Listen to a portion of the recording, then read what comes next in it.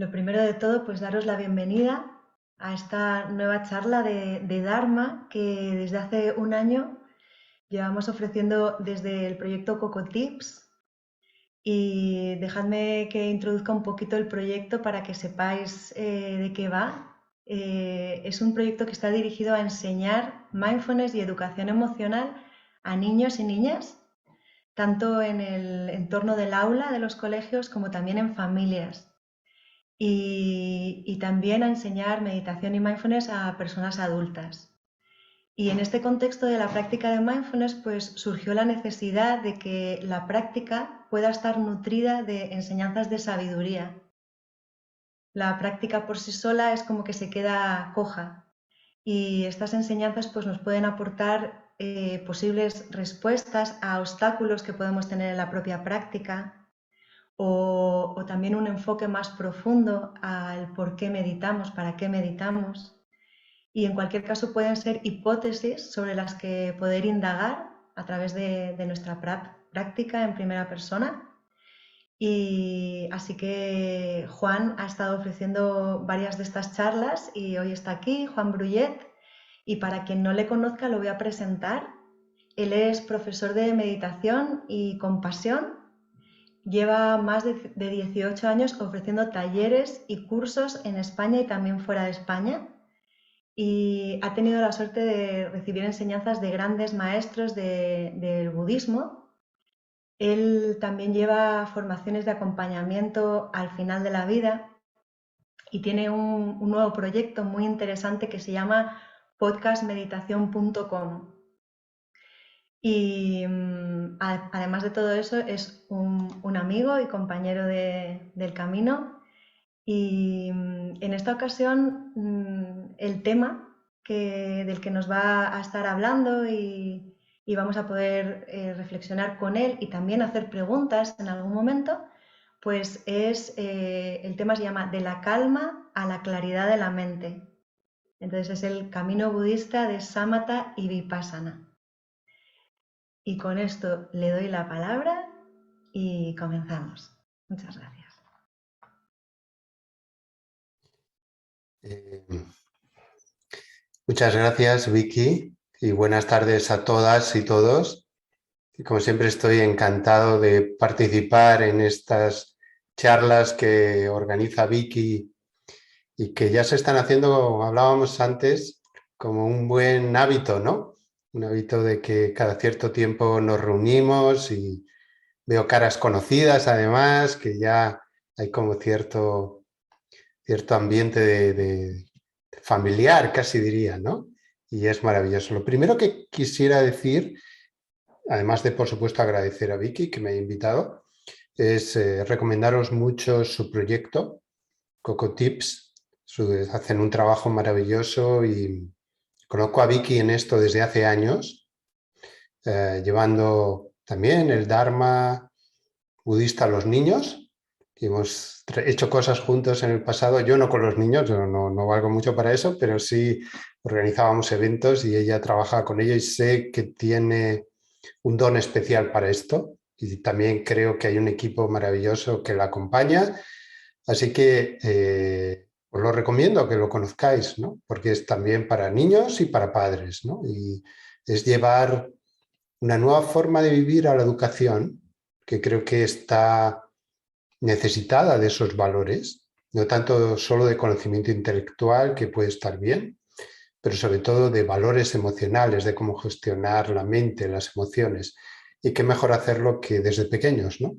Quizás todos ahora estaríamos encantados, ¿no? Si fuéramos pequeños y recibiésemos algo así, ¿no? Así que agradecerle mucho. Y después, bueno, presentar este tema, wow, no es nada fácil porque al mismo tiempo es casi como presentar todas las enseñanzas encapsuladas o esencializadas, ¿no? Del Dharma, ¿no? Dentro de una conferencia de 1 hora, hora y pico, ¿no? Lo que dure, ¿no? Así que es un desafío y hacerlo de una forma que sea útil para todos. Entonces voy a intentar, con todas mis limitaciones, que son muchas, presentarlo de la forma más sencilla posible. Y por favor, no dudéis en preguntar, simplemente creo que los micros están cerrados, pero levantáis la mano, creo que hay un símbolo, no sé muy bien por dónde está, en Zoom, donde podéis levantar la mano y de esa forma pues podéis hacer la pregunta. No, puede ser en cualquier momento. De hecho, puede enriquecer mucho la charla y a mí también me puede ayudar bastante, ¿no? Entonces podríamos empezar, ¿no? Siempre empiezo de la misma manera porque creo que no se puede empezar de otra forma cuando hablas del Dharma, ¿no? Porque el Dharma no es una teoría, no es una filosofía. Algunos dicen que es una filosofía de vida, el budismo, pero eso sería como decir que es como una teoría para la vida. El Dharma es una visión de la vida, de la realidad, que es distinto, es muy distinto. No es algo teórico, es algo para que podamos llevarlo directamente a nuestra vida y a nuestra comprensión de lo que es este mundo en el que estamos y responder como a las grandes preguntas de quiénes somos, qué hacemos aquí, por qué tengo que vivir esta vida, por qué no vivo otra y cómo me puedo relacionar con mi mente.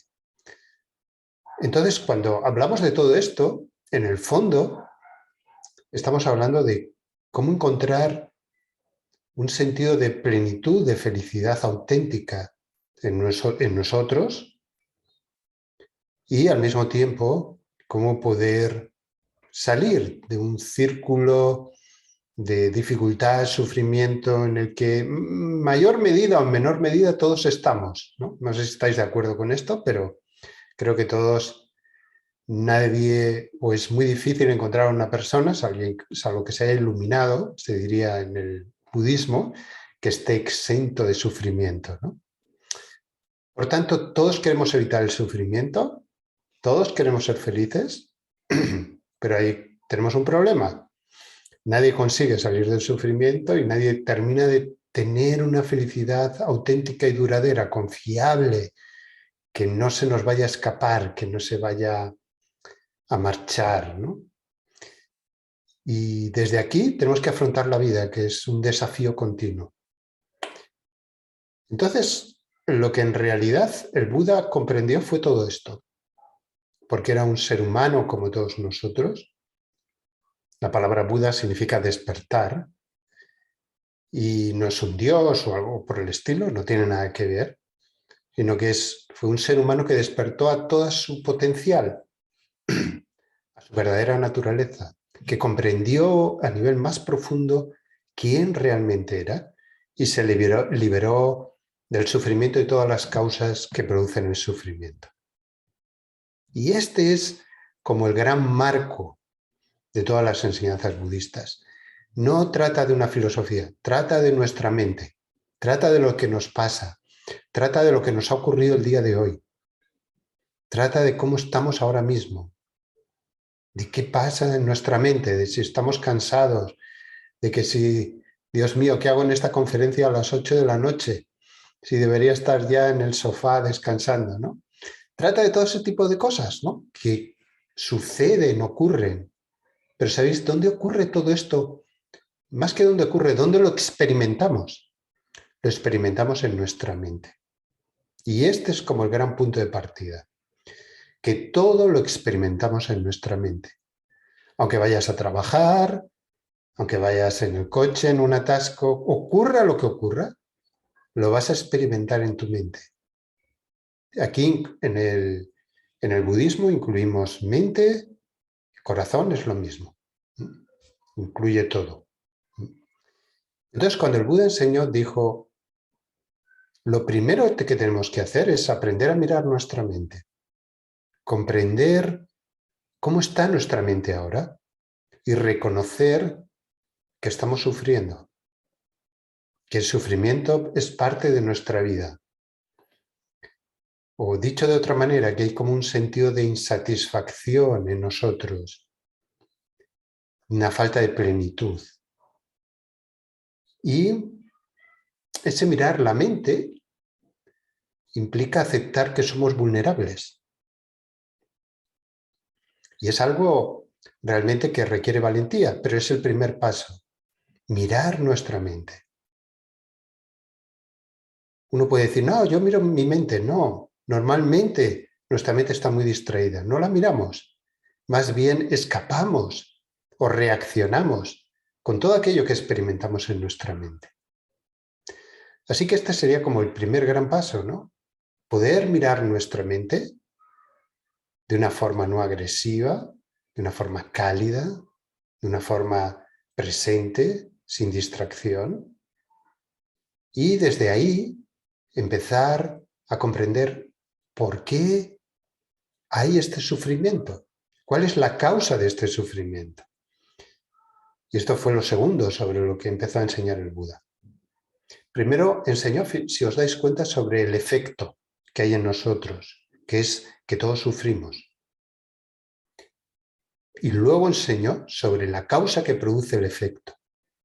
Y esa causa, él dijo, que es el aferramiento a todas nuestras ideas equivocadas, a una idea de yo muy pequeño que hemos ido fabricando a lo largo de nuestra vida, pero que en absoluto tiene que ver con quiénes somos realmente.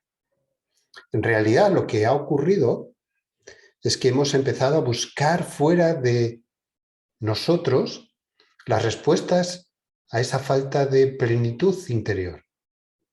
Hemos empezado a tener muchos proyectos, muchos roles, muchas ideas, que muchos están bien en su justa medida, pero hay una expresión que siempre me choca mucho, ¿no? Que se llama, lo escuché hace muchos años y lo oigo repetidamente, hacer un proyecto de vida, ¿no? Entonces haces un proyecto de vida y entonces tu proyecto es conseguir esto, conseguir aquello, casarte o no casarte, hoy en día menos casarte que casarte, tener un hijo, tener un buen trabajo, todo esto está bien. A veces, otras veces no está tan bien. Nos hace pasarlo mal también. Pero, ¿qué pasa de nosotros en todo esto? En realidad lo que hemos ido poniendo son como capas por encima de todas estas ideas, historias, que han ido ocultando nuestra verdadera naturaleza, quiénes somos. Y estamos como muy aferrados a esas capas diciéndonos, eso soy yo. Y ese yo le tengo que proteger. Y ese yo lo empezamos a mimar. Y ese yo está lleno de carencias emocionales. Y en el momento que hay un yo, ¿sabéis lo que ocurre? Que hay un tú. Donde hay un yo, hay un tú. Y ahí empiezan los problemas. Empieza a surgir todo lo que se llama el dualismo. La mente dual, conceptual. La mente reactiva. La mente que compara, la mente que intenta proteger ese yo pequeño, que es una falsa imitación de lo que realmente somos. Así que lo que el Buda dijo es que esta era la causa del sufrimiento. Hasta aquí eran las malas noticias. Y luego empezó con las buenas. Las buenas son que este sufrimiento puede cesar, puede finalizar. No estamos condenados de por vida, para siempre. Puede cesar.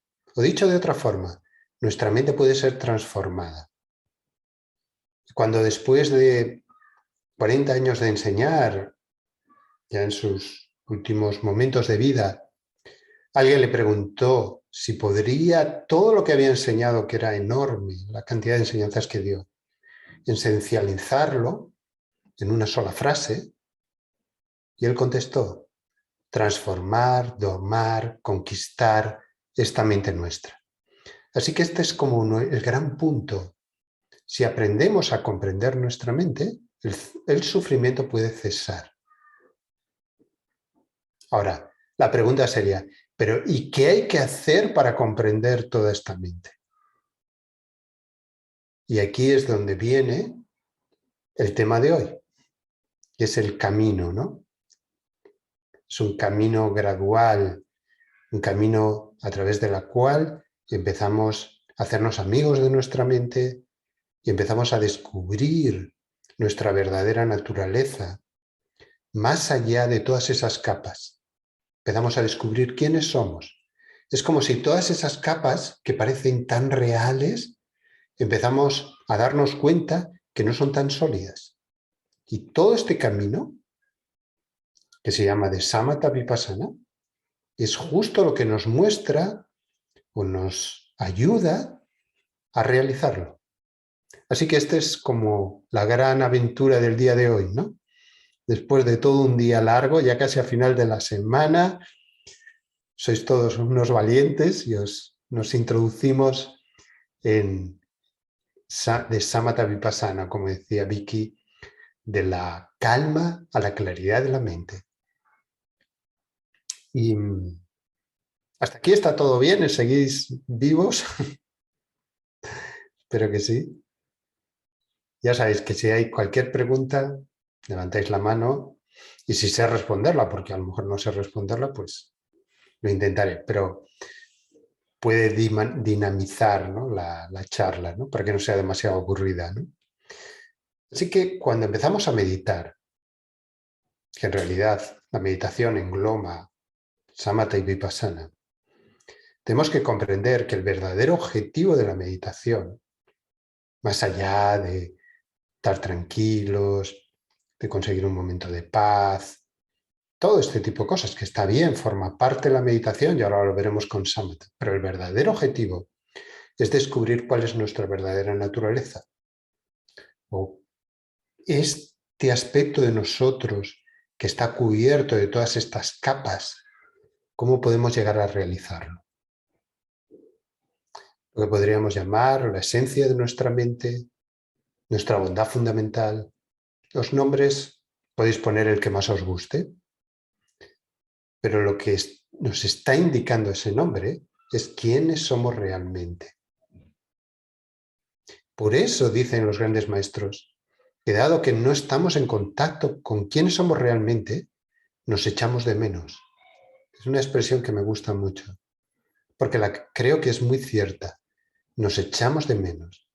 Así que en cierta forma meditar es como hacer un giro, la cual decía un gran maestro que se llamaba Tulku Orjen Rinpoche, el samsara es la mente girada hacia afuera, perdida en sus proyecciones, mientras que el nirvana, que es reconocer nuestra verdadera naturaleza, el samsara son todas estas capas, y mientras que el nirvana es la mente girada hacia adentro, reconociendo su verdadera naturaleza, reconociéndonos quiénes somos.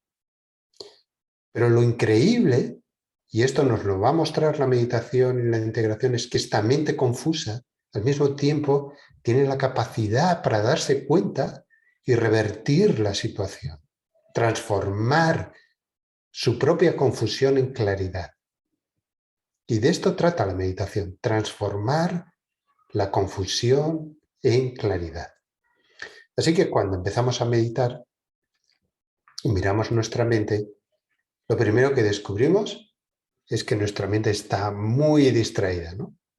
Creo que os ocurrirá como a mí, espero que no sea el único. Bueno, sería maravilloso que fuese el único, porque por lo menos todos los demás ya estaríais un poco, habríais trascendido este paso, ¿no? Pero realmente creo que la mayoría de nosotros cuando miramos nuestra mente está muy distraída, así que el primer paso que tenemos que dar es aprender a calmar la mente, aprender a estabilizar la mente. Y es aquí donde entra este samatha. Samatha, que es un término sánscrito. El sánscrito es, podemos decir, como el latín de Oriente. Es como un idioma, una lengua más bien, una lengua ancestral llena de sabiduría. Y entonces sama quiere decir calmar, quiere decir, tiene que ver con paz, y el ta, la parte de ta, tiene que ver con morar o permanecer. Así que podríamos traducirlo como morar o permanecer en calma. Acostumbrar a nuestra mente a morar o a permanecer en calma. O dicho de otra forma, podríamos decir que es el estado de no distracción. Y uno puede decir, Dios mío, pero esto es muy difícil, ¿cómo voy a calmar mi mente, no? Mi mente está siempre distraída, está para aquí, para allá. Pero tenemos buenas noticias. La mente es flexible. Así que si la entrenas en la distracción, tenemos la prueba de que lo hemos conseguido, hemos sido muy exitosos, porque nuestra mente está muy distraída. Y sus hábitos es el de estar distraído. Pero si la entrenas en estar presente, poco a poco y gradualmente, la mente también se vuelve presente. Le es más sencillo estar presente. Así que este es el punto de partida de Samatha. Samatha aprendemos a calmar nuestra mente, o dicho de otra forma, nuestra mente aprende o se acostumbra, creo que es mejor esta expresión, se acostumbra a estar presente, a estar en el momento presente, lo cual ya es un gran avance de por sí. Y aquí podríamos decir que en este Samatha hay como 3 principios principales que hay que tener en cuenta. Uno es que desarrollamos atención, una atención muy suave para poder estar presentes. Hay una conciencia que nos ayuda a volver cada vez que nos distraemos. Y por otro lado hay un sentido de apertura, que es muy importante, de espaciosidad. Yo diría que empezamos a tener un toque de libertad, de humor, de sanación incluso mental. ¿Por qué? Porque empezamos a darnos cuenta que las emociones, los pensamientos, solo son pensamientos y emociones y que si no los agitamos, de manera natural empiezan a calmarse. Ahora, cuando queremos hacer esto, al principio es un poco difícil, porque nuestra mente está muy salvaje todavía. Por tanto, necesitamos como apoyos, y aquí es de donde surge lo que se llama Samatha con soporte. Es decir, necesitas la respiración, que a lo mejor seguramente la mayoría lo conocéis, y te ayudas con la respiración. Diriges tu atención a la respiración, si te distraes, cuando te das cuenta vuelves a la respiración y ahí te relajas en el mero respirar. Podría ser algo tan sencillo como esto, pero podría ser el cuerpo, otro soporte, los sonidos, los objetos, incluso hasta las emociones y los pensamientos. Cualquier cosa que hoy en día nos distrae se vuelve como una posibilidad que nos ayude, un soporte que nos ayude a estar presentes. ¿Me seguís hasta aquí? ¿Está todo claro? Porque esta es la parte fácil. Así que no quiero que os perdáis en la parte fácil.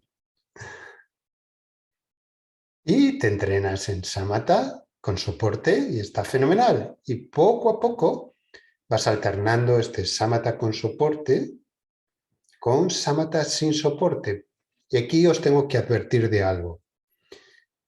Hay una tendencia a que si el Samatha con soporte va funcionando, nos aferremos a él, no queramos salir de él.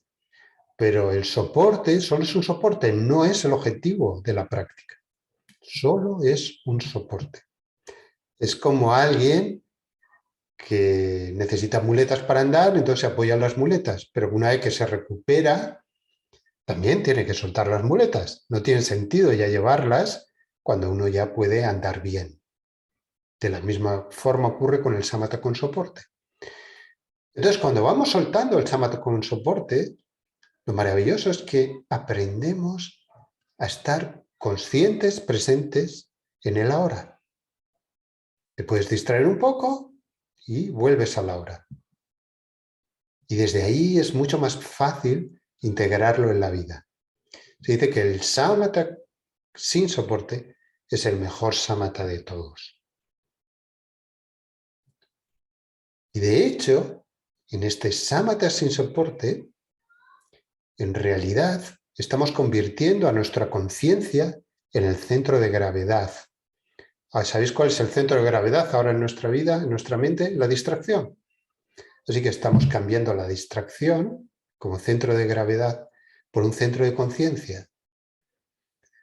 Cuando surgen los pensamientos, las emociones ya no son tan turbulentas. Ya empezamos a verlas venir. No nos enredamos con ellas, tampoco las bloqueamos. Igual que vienen, dejamos que se marchen y ahí vamos descubriendo como un espacio natural. Ese es el espacio natural del samatha, que tiene paz, calma, también claridad. Y se dice que es como si estuviéramos mirando previamente al samatha con unas gafas que no están enfocadas, o unas lentes que no están enfocadas. El samatha nos va ayudando a enfocar. Hasta que de repente te ves que ves bien. Yo si me quito las gafas, estoy fuera de samatha totalmente. Si me pongo las gafas ahora, ya un poco mejor. Os veo, o por lo menos os veo, ¿no? Así que el samatha te permite ver, es el movimiento de mi mente. No tengo que ir a esa historia, no me tengo que proyectar, no tengo que distorsionar. Puedo estar presente y empezar a manejar el movimiento. El movimiento son las emociones, los pensamientos, es el movimiento de la mente, el movimiento de la vida. Y aquí llegaríamos al punto cumbre de samatha, que se le llama el estado de unipuntualidad, porque tu mente está completamente presente. Y si llegas aquí, enhorabuena. Está muy bien, está muy bien. Está muy bien. Pero, siempre hay peros. No sé por qué, en el budismo siempre hay un pero. Siempre te ponen un pero que tienes que tener cuidado.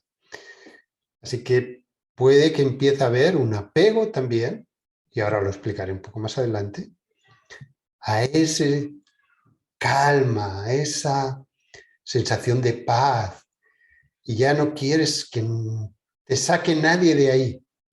¿Comprendéis un poco? Es fácil que muy sutilmente se cree una especie de burbuja en la cual te encuentres muy bien, pero en realidad no estás comprendiendo lo que está surgiendo.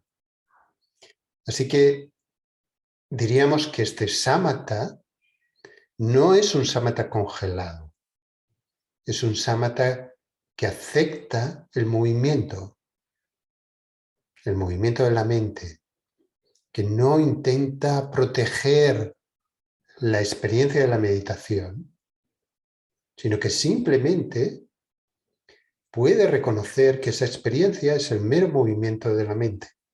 Y hasta aquí estaría muy bien, estaría fantástico. Aquí estaríamos ya en lo que sería la cumbre del samatha, y algunos maestros en las enseñanzas que son, junto con las Dzogchen más elevadas en el budismo, que son las Mahamudra, aquí hablan de, lo voy a decir en tibetano, no creáis que con esto yo sé tibetano, ¿eh? Creo que es lo único que sé en tibetano, así que, pero se llama Neyu Ritsun y es muy bonito, que significa quietud, conciencia y movimiento.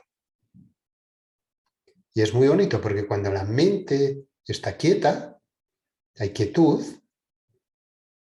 antes o después esa quietud no la congelamos, no queremos, no, que no surja nada.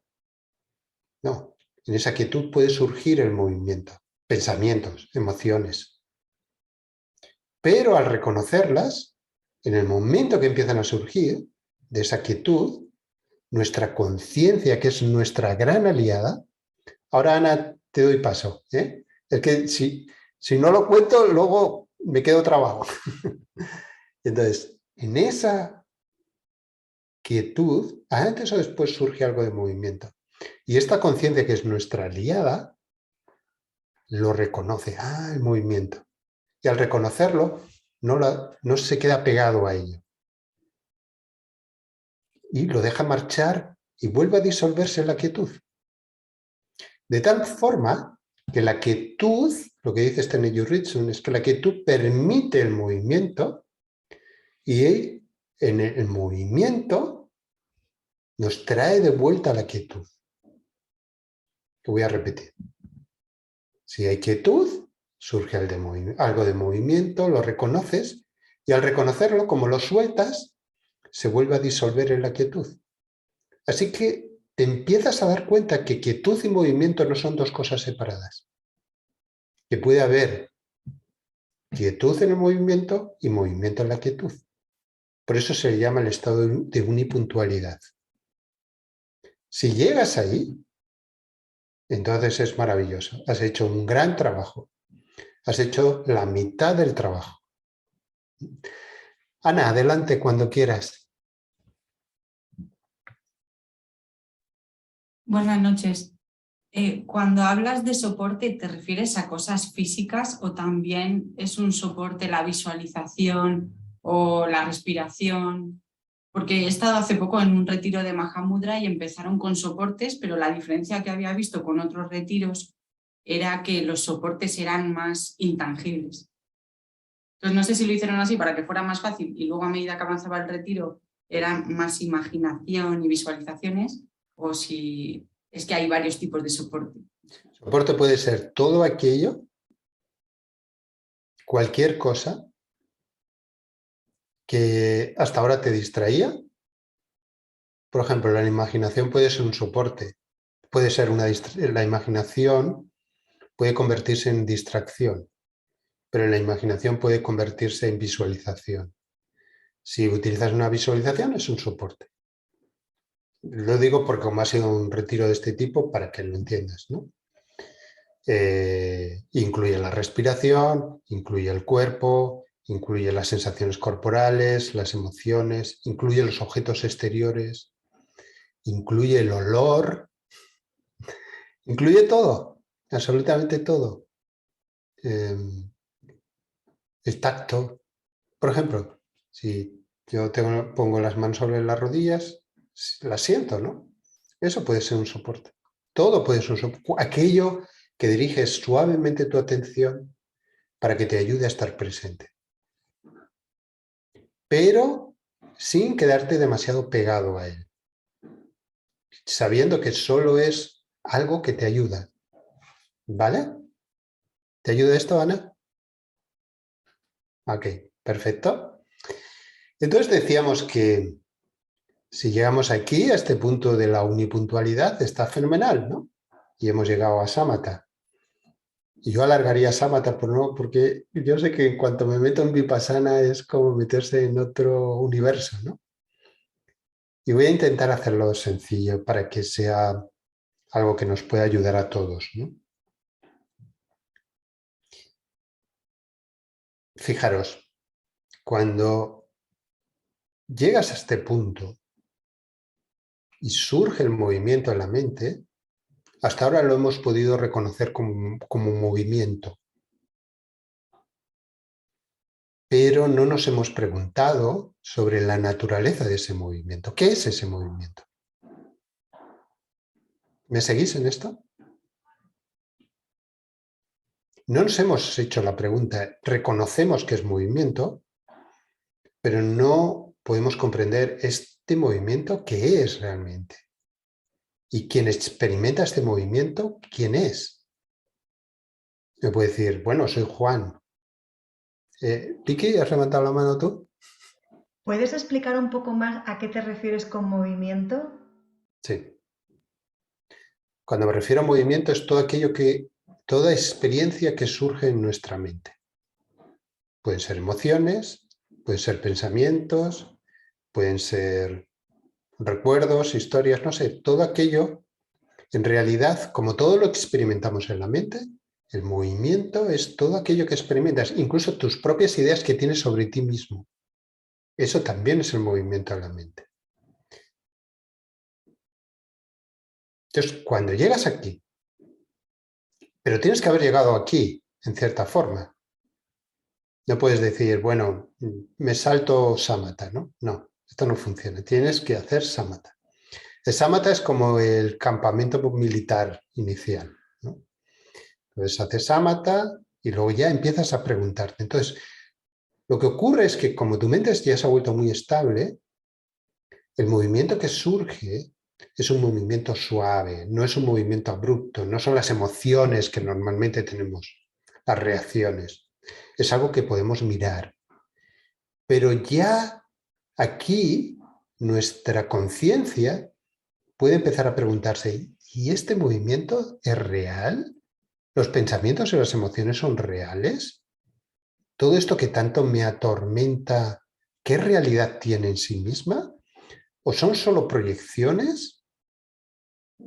¿Y qué pasa con el que está experimentando esto? Conmigo mismo, ¿no? Con todas mis ideas de yo, ¿son tan reales? ¿O son todas estas capas que decíamos que hemos ido poniendo a lo largo de nuestra vida? Lo increíble de la mente es que tiene esta claridad, esta capacidad. Así que estamos pasando suavemente, gradualmente, de una de una meditación del samatha, que es calmar, se dice, permanecer en la calma. Empezamos a pasar a morar en la claridad de la mente. Es todo un proceso, es todo un viaje, donde toda esta mente conceptual, de ideas, de yo, tú, empezamos a ver cuál real es, qué realidad tiene. La claridad de nuestra mente empieza como a atravesar y empieza a darse cuenta, uy, quizás esto estoy muy aferrado a ello, pero no tiene tanta solidez. No es tan real como parece. Y si siguiéramos en todo este proceso, al final, o en el proceso mismo, empezaremos a tener, se dice, como ciertos vislumbres de lo que hay debajo de esta capa, que es esta bondad fundamental, la esencia de nuestra mente, que va mucho más allá de la mente pequeña en la que estamos atrapados. Esto es vipassana, aprender a mirar desde la sabiduría, desde el discernimiento innato de nuestra mente. Este vipassana podría inicialmente y durante mucho tiempo va a ser a través de una investigación, de contemplación, de reflexión, pero en el futuro, como decía antes, puede empezar a haber vislumbres. A veces los decimos que es como un que de repente es como algo se clarifica en la mente, algo lo ves simplemente, donde podemos ir más allá de nuestros límites actuales o de nuestra mente conceptual. O podemos, se dice, llegar a tener una experiencia de la naturaleza de la mente. Pero eso ya es mucho, ya sería mucho, y más a estas horas de la noche. Así que damos un pasito atrás y hoy lo que vamos a hablar es más acerca de o empezar a hablar un poco de cómo hacer esta investigación o qué elementos hay que tener en cuenta en esta investigación. Ok. Antes de seguir, ¿cómo estáis? ¿Estáis vivos? ¿Está claro hasta aquí? ¿Hay que regresar un poco hacia atrás? Por favor, es importante, ¿no? ¿Estáis bien? Bueno, no sé si es que sois muy educados. Ajá, Laura. Hola Juan, hola a todos. Hola, Laura. Juan, no, mientras te escuchaba me pregunto, si nuestra naturaleza es bondad, amor, compasión, eh, ¿por qué este esfuerzo tan grande, ¿no?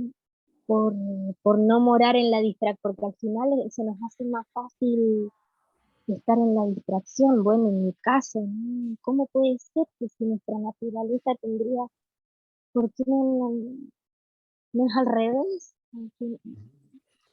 Porque estamos tan acostumbrados, ese es el gran problema. Somos como una especie de superatletas de la distracción, de la reacción y de los hábitos. Y eso nos impide conectar o ver quiénes somos realmente. Va todo tan rápido. Hemos hecho de la velocidad, de la reactividad, del aferramiento, algo tan fuerte que no podemos ni siquiera parar un momento y poder descansar y mirar. Pero si te entrenas en parar, poco a poco, todo empieza a calmarse. Y cuando empieza a calmarse, lo que ahora lo vemos de esta forma así tan distorsionada, se empieza a enfocar, que es lo que decía antes. Y ahí podemos un poco ver mejor, comprender que nuestra mente no tiene que ser necesariamente así, que no tenemos por qué vivir necesariamente de esa forma, y empezamos a descubrir ciertos aspectos en nosotros que siempre estuvieron ahí. Empezamos a ver que hay calidez en nosotros, que hay capacidad de autoperdón, que hay bondad, que hay sabiduría. Y empiezas a decir, bueno, ¿dónde pongo mi confianza? ¿En la mente distraída que he conocido hasta ahora, pero que al final me lleva al sufrimiento? ¿O en este nuevo aspecto diferente que está emergiendo, que estoy descubriendo en mí? Este es el giro. ¿Dónde ponemos la confianza? Y lleva tiempo. Por eso samatha es tan importante, porque necesitamos estabilizarnos. Si no nos estabilizamos, no podemos hacer el giro. Pero en el momento que nos estabilizamos y hacemos el giro, aquí es donde empezamos a poder ir un poco más allá. Cuando vas un poco más allá te preguntas, ¿pero esto que me está ocurriendo es tan real, es tan sólido? ¿Es tan sólido realmente esta emoción? Y si lo piensas un poco, dices, a ver, por ejemplo, imaginaros que os pasó algo al mediodía y eso os impactó un poco y se quedó así como una impresión. Y en ese momento estaba muy fuerte. Pero esa impresión antes del mediodía no estaba. Y probablemente ahora ya esté un poco menos y mañana ya casi no esté. Entonces no puede ser tan sólida. Depende de cuánto aferrados o impresionados estamos por ella en ese momento. Y cuánto empezamos a ver la realidad a través de ella. Es como si nos pusiéramos las gafas de la impresión y en el momento empezamos a ver todo por ahí y todo se solidifica.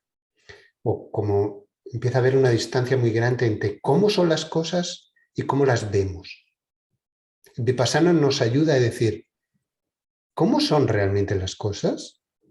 A lo mejor todavía no lo puedo ver porque estoy lleno de oscurecimientos, pero sí puedo empezar a investigar que aquello que yo creo que es, a lo mejor no es. ¿Me seguís aquí? Y en esto hay tres, aquí nos metemos ya un poco en el barro. Aquí hay 3 puntos que se dice que para que algo tenga realidad, tiene que ser permanente, independiente y singular. Tiene que tener esas 3 cualidades para que algo tenga existencia propia. Tiene que ser algo que sea permanente, lo cual quiere decir que no cambia. Algo que es independiente, lo cual quiere decir que no depende de factores, de circunstancias. Y que sea singular, lo cual quiere decir que no es algo múltiple. Y si reflexionamos un poco, ¿hay algo que no cambia? Este es el Vipassana. Vipassana es muy provocador. Esto lo siento decir, ¿no? Provoca, porque nos saca de la zona de confort. Por eso el samatha está muy bien, lo necesitamos, pero tenemos que saber que cuando viene Vipassana, muchas veces empezamos a decir, bueno, espera que me vuelva un ratito a samatha, y está bien volverse un ratito, si es mucho, pero ahí se ve un cierto apego. Pero podríamos decir, ¿hay algo que no cambia? Por ejemplo, si me veo a mí mismo, claro que cambio. Mi cuerpo, madre mía, sí cambia. Cada vez cambia más. Así que sí, por supuesto. Y la idea que tenía de mí mismo cuando era pequeño no tiene nada que ver con las ideas que tengo ahora. Y los roles que asumía antaño no tienen nada que ver con los de ahora. Así que todo está cambiando en mí. Pero es que también cambia en esta sesión. Ahora estamos un rato y dentro de un rato nos vamos todos a cenar. Así que ya estaremos en otra cosa. Habrá cambiado. La naturaleza de la vida se dice que es el cambio. Las estaciones cambian. Ya no es verano, ya se acabó el verano. Ahora llega el otoño. Y luego llegará el invierno, etcétera, etcétera. Mañana es viernes, buenas noticias. Se acaba la semana. Empieza el fin de semana. Todos contentos, bien. Pero el domingo cambia otra vez. Se acaba el fin de semana y todos empezamos ya mañana lunes. No se acaban las vacaciones. Así que todo cambia. Pero nuestra mente cambia. Yo pienso esto, luego pienso aquello. Así que no es confiable. No es algo que podamos decir que es permanente. Este es un punto. El segundo punto es que decir que algo es Ana, te he visto que has levantado la mano, ¿eh? Pero es que quiero decir esto de carrerilla y así. El segundo punto es decir que algo es independiente. Es muy difícil de encontrar que algo no dependa de otra cosa. Por ejemplo, yo para estar aquí he dependido de tener unos padres, solo para empezar, nada más empezar. Y mis padres necesitaron otros padres y así si seguimos no se acaba la cosa, ¿no? Pero luego necesité de que me cuidaran, necesité de muchas cosas, de que me educaran, me alimentaran, etcétera, etcétera, etcétera. Y no os voy a contar toda mi vida porque es muy aburrida. Pero ahí vemos una multiplicidad de factores. Y quizás porque me encontré el budismo en su día y no sé qué, y muchos factores más, y conocí a Vicky, y hoy estamos aquí. Así que hay una multiplicidad de factores y todo es interdependiente. No puedes decir que es independiente. Y en tercer lugar, ¿podemos decir que las cosas son singulares? No, si las ves en profundidad, en realidad, las cosas son múltiples. Si ves, por ejemplo, un coche, en realidad un coche es como una etiqueta formado de muchísimas partes. El volante, el motor, las ruedas, etcétera, etcétera. Nosotros estamos muy aferrados a la etiqueta, es un coche. Entonces, volviendo un poco atrás, solemos creernos que lo que estamos, iba a decir soñando, pero en realidad sí, es soñando, proyectando, es que es permanente, es que es independiente, es que es singular. Y ahí es donde surge la idea equivocada o la proyección o la solidificación. Ahí es donde nos perdemos. Esto es lo que empieza a ver Vipassana. Empieza a relacionarse y a comprender que las cosas no son tan reales como parecen, pero aún así surgen una y otra vez. Y yo luego seguiré un poco con esto, pero ahora, Ana, cuando quieras. Yo pensaba que lo que estás definiendo como Vipassana era Mahamudra. Entonces ahora entiendo que es como que Samatha y Vipassana son fases de la meditación y las puedes aplicar a Mahamudra o a meditaciones de los sutras o a otras meditaciones. Wow. Reflexiones diferentes. Es una pregunta. Digamos que Vipassana tiene muchos niveles. Está el Vipassana que estamos ahora explicando, que es el del análisis, el de la comprensión, que tiene mucho más que ver con los aspectos mahayanas, de los sutras, etc. Pero luego está el Maha Vipassana, que tiene que ver con el Mahamudra. Los demás no os preocupéis, esos son poco de terminología budista, y con el Dzogchen. Pero estamos hablando del Maha Vipassana, del gran Vipassana. Y estos son ya ir más allá de la dualidad de la mente. ¿De acuerdo? Entonces, Vipassana se utiliza en todos los vehículos o enfoques budistas. Y el que tú ahora estás hablando es lo que se llama el tercer jhana, que es en el Vajrayana. ¿De acuerdo? Y dentro del Vajrayana está el Mahamudra, el Dzogchen, etcétera, que es la cima. Así que estamos hablando de la cima de la cima. Pero nosotros todavía no podemos llegar a la cima. Y el Mahayana es súper necesario, o esta investigación es súper necesaria para alguna vez poder ir más allá de la mente conceptual. Con esto a los demás no quiero confundiros, ¿vale? Esto es un poco entre Ana y yo. ¿De acuerdo, Ana? No sé si esto te ha servido. Ok, perfecto. Entonces, llegado a este punto, cuando empieza a surgir el movimiento en la mente, pero tiene que haber estabilidad. Si no hay estabilidad, no funciona.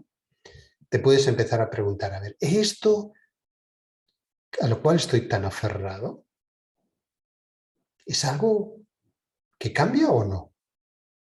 ¿Es algo que es independiente o que es interdependiente?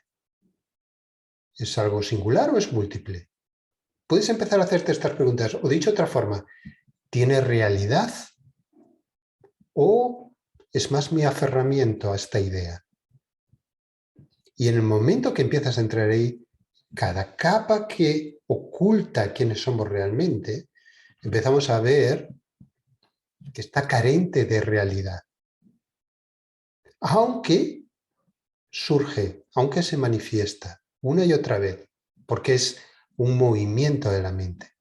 La mente no es algo congelado, siempre habrá actividad, creatividad.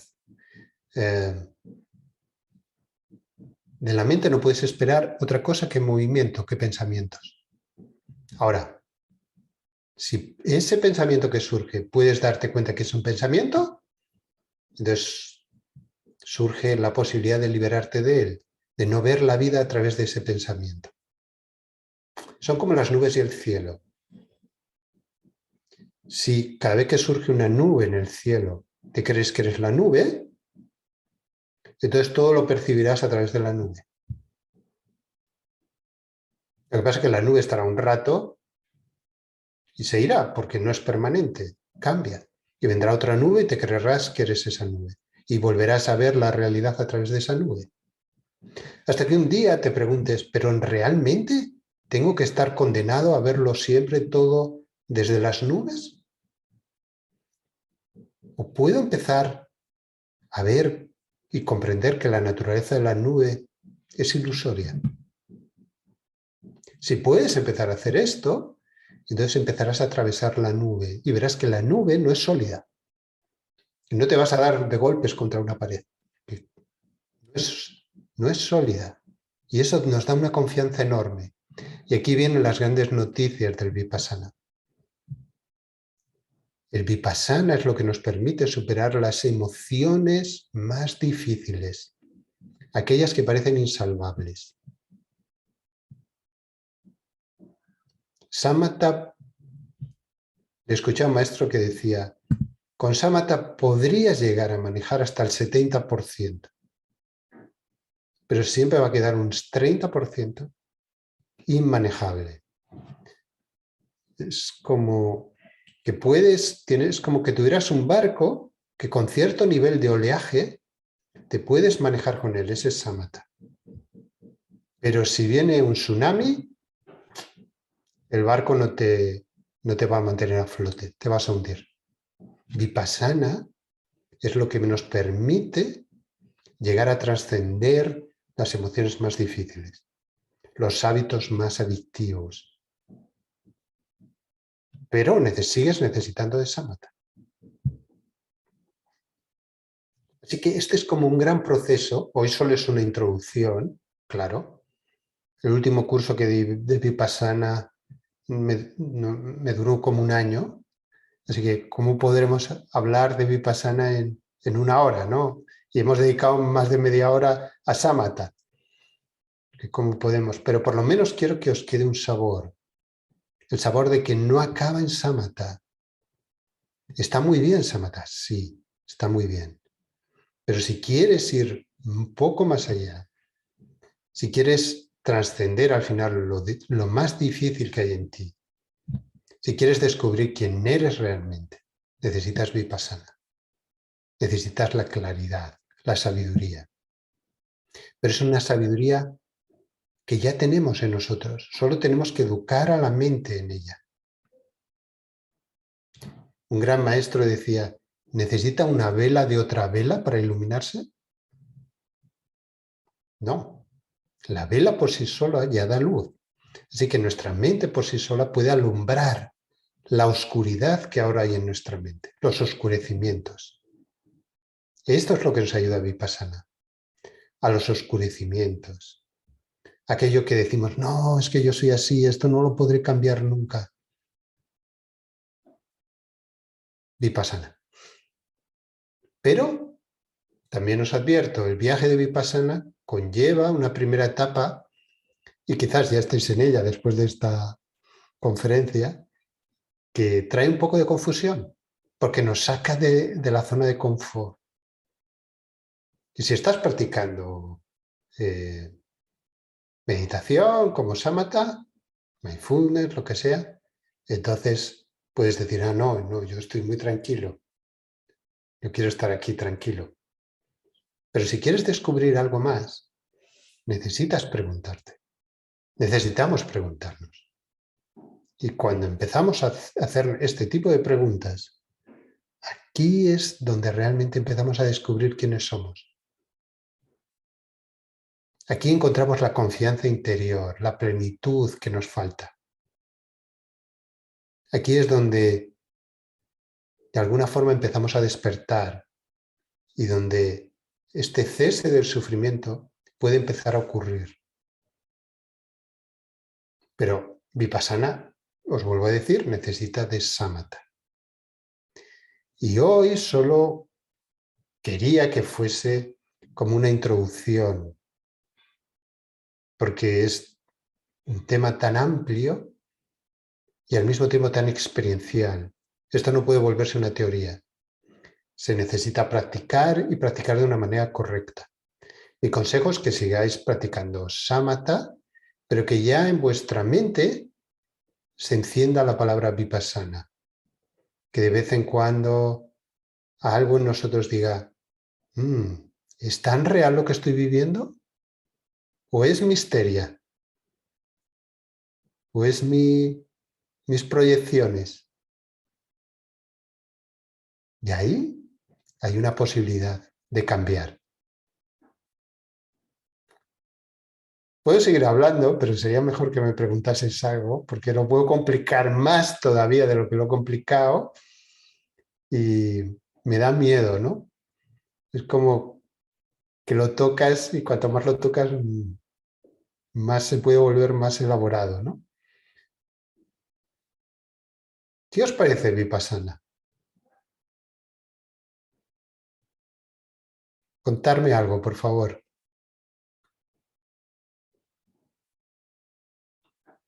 Vamos a dar un premio al que hable.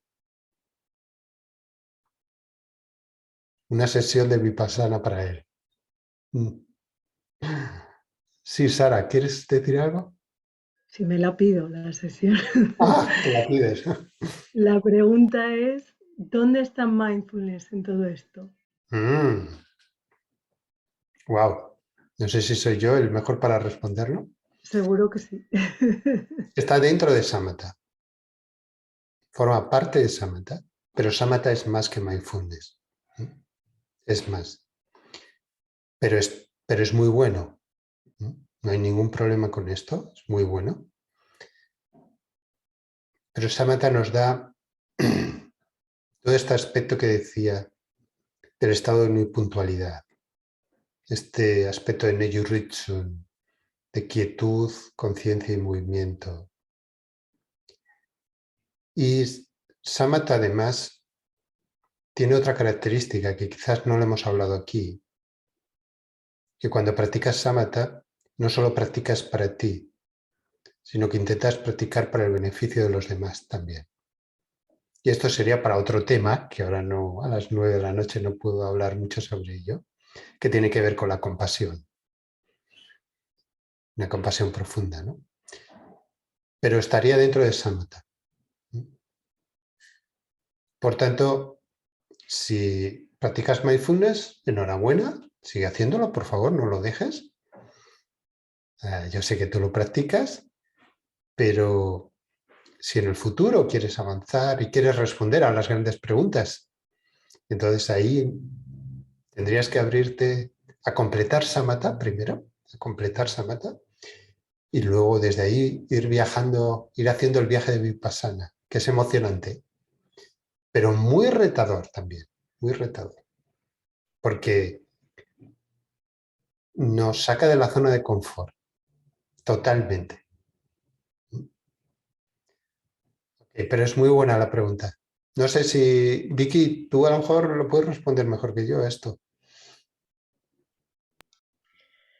Bueno, yo creo que el mindfulness, aunque originalmente viene del budismo, el mindfulness que casi todo el mundo conocemos así en Occidente es como una adaptación al mundo occidental, digamos. Entonces yo creo que a nivel práctico la mayor diferencia que hay es el objetivo, es el para qué o sea, qué objetivo persigue en este campo. Y entonces el mindfulness en Occidente lo que persigue es pues, que tengamos vidas más sanas, que tengamos mejores relaciones con los demás, que tengamos menos estrés, que nos tratemos mejor a nosotros mismos, un montón de cosas buenísimas y maravillosas. Y el samatha está ya dentro de un contexto claramente budista y aquí el objetivo es otro, que es el que ha explicado hoy Juan, que es llegar a la raíz de todas esas emociones, ese malestar, llegar a la raíz comprendiendo su naturaleza y comprendiendo quiénes somos. Entonces, creo que es un poco el objetivo de esa práctica, podría ser lo que ayuda más a diferenciar una de otra. Muy bien, sí, Vicky, has explicado mucho mejor que yo. Entonces me gustaría acabar hablando, ¿no? Después de hablar tanto, seguir hablando, pero algo que os podáis llevar, ¿no? Cuando empiezas a practicar samatha, empiezas a introducirte un poco en Vipassana. No hace falta mucho para esto, un poco. Empiezas a descubrir el mero yo, el mero ser. Y esto es importante. Todavía es algo incipiente, pero es algo muy bueno. Así que cuando surge, por ejemplo, la tristeza, por decir algo, es mera tristeza con la que puedes estar. Cuando surge la felicidad, es mera felicidad, está bien. O como cuando les digo a algunos amigos, ¿no? Cuando vas al supermercado es mero ir al supermercado, ¿no? No es una tragedia, ¿no? Es el mero, lo simple. Descubres la simplicidad. Y ahí la vida cambia, se transforma. Me gustaría que os llevaseis esto. Samatha Vipassana nos ayuda a encontrar la simplicidad natural de nuestra mente, a relacionarnos con lo que experimentamos tal como es, una mera experiencia. Hay un sentido de ser, hay un sentido de que empieza a estar completo ese ser, poco a poco, una confianza natural, y no buscas fuera de ti la felicidad, no buscas en otros escenarios el triunfar. Está bien, si te llega un triunfo, pues está bien, es un mero triunfo, no hay problema con ello. Pero no depende de tu vida de los factores exteriores, tanto como ahora. Empezamos a permanecer en el mero yo, a tener un sentido de ser sano profundo. Y ahí, poco a poco, ese sentido de ser sano nos lleva a descubrir quiénes somos. Creo que esto es como, me gustaría un poco como el final, ¿no? de hoy. Creo que esto es algo que después de este lío de si las cosas son permanentes y no, este sentido de ser es lo que nos trae este Samatha y Vipassana. Y es como esto que decía antes de que nos echamos de menos, ya no nos echamos tanto de menos ahí. Porque ya estamos con nosotros, nos descubrimos a nosotros mismos. No sé si hay más preguntas, ¿no? Sé que es tarde ya. Y esta sesión es un poco densa, pero no sé cómo explicar tanto en tan poco tiempo. Y espero que nos haya puesto la cabeza, dolor de cabeza para acabar el día. Tomároslo con humor, de todas formas. Y bueno, es un placer de verdad estar aquí. Espero que me sigáis invitando después de esta sesión a alguna otra. Y cuando hay este menos ser, hay un espacio natural donde hay humor. Tenemos que encontrar ese humor natural. No, que no es que no dramatiza, que no lo ve todo sólido.